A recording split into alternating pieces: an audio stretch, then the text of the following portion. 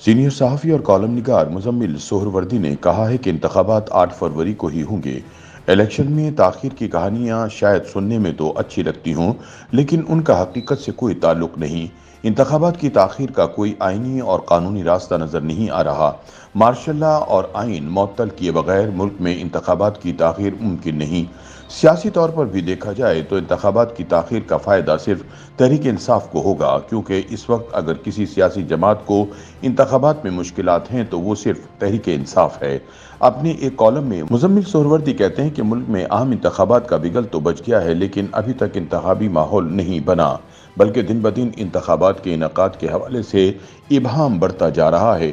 بے شک chief justice Pakistan نے عام انتخابات کے انعقاد کے کیس کے فیصلے کے وقت قوم پر واضح کیا تھا کہ انتخابات میں تاخیر یا ان کے انعقاد کے حوالے سے ابہام پیدا کرنے کی کوئی کوشش نہ کی جائے، بلکہ اگر کسی نے کوئی بات کرنی ہو تو اپنی بیگم کے ساتھ کرے، کھلے عام نہ کرے۔ لیکن اب یہ باتیں کھلے عام کی جا رہی ہیں کہ انتخابات تاخیر کا شکار ہو جائیں گے۔ اب نئی بات سامنے آئی ہے کہ انتخابات فروری میں نہیں ہوں گے بلکہ ستمبر تک تاخیر کا شکار ہو جائیں گے۔ انتخابات میں تاخیر کی خبریں سنانے والوں کے پاس اس کی کوئی منطق نہیں ہے۔ وہ کہتے ہیں کہ بس فیصلہ ہو گیا ہے کہ انتخابات فروری میں نہیں ستمبر میں ہوں گے۔ زیادہ سوالات پوچھیں تو پھر یہ کہا جاتا ہے کہ اسٹیبلشمنٹ نے فیصلہ کر لیا ہے کہ اب عام انتخابات کی کوئی ضرورت نہیں۔ جب یہ سوال پوچھا جائے کہ الیکشن کی ضرورت نہیں، پہلے کیوں سمجھ رہے تھے کہ ضرورت ہے، اس پر کہا جاتا ہے کہ سادہ سی بات ہے، پہلے معاشی بحران سنگین تھا، اس لیے الیکشن کرانے کا فیصلہ کیا گیا، لیکن اب معاشی بحران سنبھل گیا ہے، اس لیے الیکشن کرانے کی کوئی ضرورت نہیں۔ پہلے اسٹیبلشمنٹ کنگال ملک چلانے کی ذمہ داری نہیں لینا چاہتی تھی، لیکن اب حالات سنبھل رہے ہیں۔ مزمل سہروردی کہتے ہیں کہ دوسری منطق یہ دی جا رہی ہے کہ اب عرب ممالک سے پیسے ملنے کے آثار نمایاں ہو گئے ہیں۔ نگران وزیر اعظم متحدہ عرب امارات میں 25 ارب ڈالر کے MOU سائن کرنے گئے ہیں۔ اس طرح سعودی عرب سے سرمایہ کاری آ رہی ہے تو اسٹیبلشمنٹ یہ سب پیسے خود اکٹھا کر کے انتخابات کیوں کرائے گی؟ یہ پیسے اگلی حکومت کے لیے جمع نہیں کیے جا رہے، جنہوں نے اکٹھے کیے ہیں وہ خود خرچیں گے، وہ کیوں اس پر کسی اور کو اپنے نمبر بنانے کی اجازت دیں؟ اس لیے اب اسٹیبلشمنٹ ساری مشکلات خود حل کرنے کے بعد ملک میں انتخابات کیوں کرائے گی؟ اس لیے فوری انتخابات کو بھول جائیں۔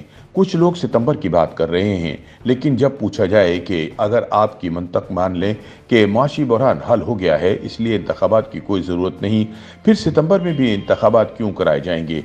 جس کے جواب میں وہ کہتے ہیں کہ ابھی ستمبر تک تاخیر کا اعلان کیا جائے گا، پھر بعد میں 2 سال کے لیے تاخیر ہو جائے گی۔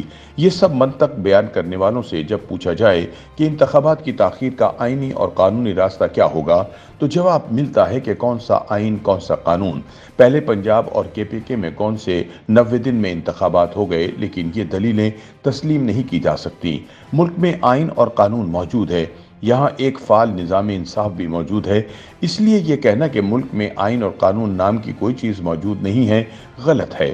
مزمل سہروردی کے مطابق انتخابات میں تاخیر کا کوئی روڈ میپ نہیں ہے۔ جہاں تک پنجاب اور KPK میں صوبائی اسمبلی کے انتخابات میں تاخیر کا سوال ہے تو یہ سمجھنے کی ضرورت ہے کہ یہ انتخابات اسٹیبلشمنٹ کے حکم یا خواہش کی وجہ سے نہیں رک گئے تھے۔ سپریم کورٹ نے 14 مئی کو انتخابات کا حکم دے دیا تھا۔ سپریم کورٹ نے اپنا حکم واپس بھی نہیں لیا تھا۔ سمجھنے کی بات یہ ہے کہ الیکشن کمیشن نے بھی انتخابات کرانے سے انکار نہیں کیا تھا، مسئلہ پیسوں کا تھا۔ الیکشن کمیشن کے پاس انتخابات کرانے کے لیے پیسے نہیں تھے اور حکومت پیسے دینے کے لیے تیار نہیں تھی۔ سپریم کورٹ نے پیسے دینے کا حکم بھی جاری کر دیا تھا۔ جو دوست قانونی معاملات کو سمجھتے ہیں ان کو پتہ ہے کہ حکومت نے کابینہ میں پیسے دینے کی منظوری دے دی تھی تاکہ حکومت پر یہ توہین عدالت نہ لگ سکے۔ اگر حکومت پیسے روکتی تو سپریم کورٹ ایک لمحے میں وزیر اعظم اور پوری کابینہ کو توہین عدالت کا نوٹس دے دیتی۔ پیسے پارلیمنٹ نے روکے کیونکہ پاکستان کے آئین میں لکھا ہے کہ حکومت کوئی بھی پیسے پارلیمنٹ کی اجازت کے بغیر نہیں خرچ کر سکتی، اس لیے بجٹ پارلیمنٹ سے پاس کرایا جاتا ہے۔ پارلیمنٹ نے پیسے دینے سے انکار کیا۔ اب معاملہ یہ تھا کہ پوری پارلیمنٹ پر توہین عدالت یا آئین شکنی کا مقدمہ نہیں چل سکتا تھا، اس لیے آئینی ڈیڈ لاک آ گیا۔ پارلیمنٹ کے پاس قومی اسمبلی کے انتخاب بھی 1 سال تک روکنے کا اختیار ہے، یہ آئین میں لکھا ہے۔ اب تو پارلیمان نہیں ہے، صدر مملکت بھی آئین شکنی کے معاملات کی زد میں ہیں، وہ تو صدر مملکت کو آئین میں قانونی استثناء حاصل ہے۔